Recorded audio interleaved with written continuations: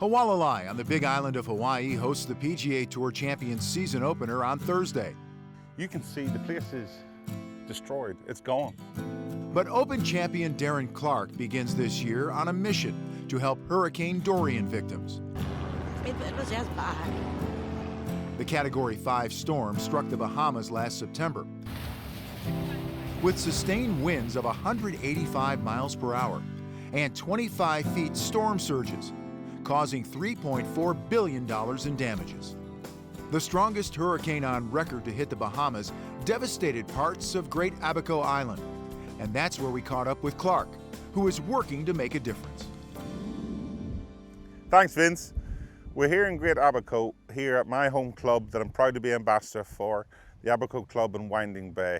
The place opened 17 years ago now. This has been my sort of second home, and now it's my main home. I was up playing in the Shaw Charity Classic in Calgary on the Sunday that Dorian hit. And I stopped in the cart barn. There was a little bit of a delay, and I turned on my phone and I started seeing some of those videos from Marsh Harbour. Pray for us, pray for Abaco, please, I'm begging you. I almost broke down in the cart barn. I didn't know how I could play the back nine, to see what those people were going through, went through. Some people, the water just took them.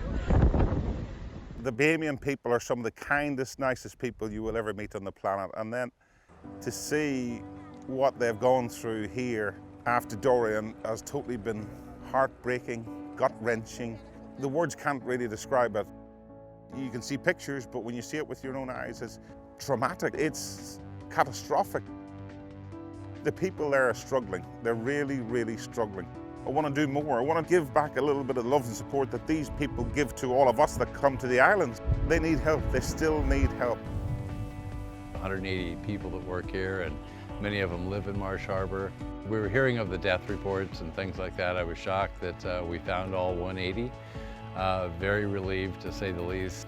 We addressed some of the medical services for the island, which they needed.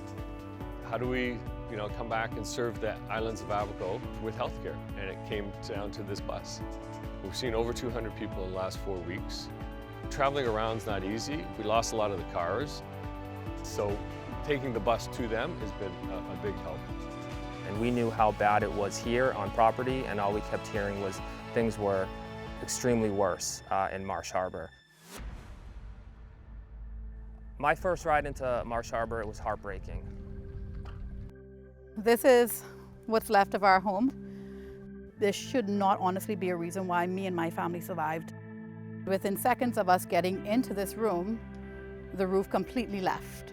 The whole front of the house came in on top of us here and here. The truck was parked on this section here, so my husband dragged us out into the truck one at a time. So we were literally parked right here. And then part of someone's roof came from this direction, and I only remember my son saying, "Dock." Just as we docked, something hit and smashed out everything. There was no windows in the truck anymore, so we were trying to cover them with our bodies until the wind started picking up so strong again that it started to tilt the truck. The scariest thing, seeing the fear on my husband's face, seeing the fear on my kid's face, not knowing what we're gonna do. The only thing he could have think of at the time was the same back window here. He broke that open, and he got all 10 of us inside that car. That was our saving grace right there. We spent the first 4 days of the storm, 10 of us in a car and a truck, eating cold food, not able to bathe, cold. As soon as the waters had cleared and I was able to get them to the club, nobody questioned. They opened up doors for my kids. That was really phase number one, was getting them all safe and secure. We then realized that we needed to move on and start to address temporary housing. We ended up buying campers/trailers, which we have here on the property, you may have seen. 4 months after the storm, we're still dealing with issues with water and power and electricity and the ability for people in Marsh Harbour to rebuild their homes.